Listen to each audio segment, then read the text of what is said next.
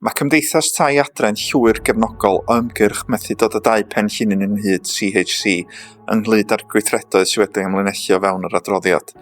Mae'r cynnydd mewn costau byw yn parhau i gael effaith ar denantiaid tai cymdeithasol drwy Gymru. Mae dros 4,010 o gwsmeriaid wedi derbyn cymorth ariannol gan Gymdeithasu Tai yn 6 mis cyntaf blwyddyn ariannol lenni. Mae hynny'n gynnydd o 74% o'i gymaru efo'r un cyfnod llynedd. Mae costau bwyd, costau ynni a chostau tanwydd yn rhoi pwysau ar gyllidebau tai. O ganlyniad, mae mwy a mwy o gwsmeriaid Cymdeithas Tai angen cymorth efo dyledion, a mae'r pwysau yma'n ei dro'n cael effaith andwyol ar iechyd meddwl a llesiant yn cwsmeriaid ni.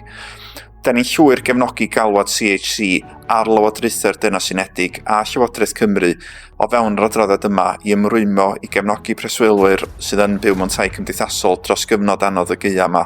Mae hyn yn cynnwys darparu cymorth efo costau ynni, gwarchod cronfeydd ar gyfwn penodol a chymorth efo tlodi bwyd a thanwydd. Bydd Cymdeithasau Tai Cymru mewn tro yn parhau i gefnogi'n tenantiaid efo cymorth ariannol, lobïo drostyn nhw a gwneud yn siŵr bod y cwsmeriaid ni'n gwybod bod ni yn ei helpu nhw.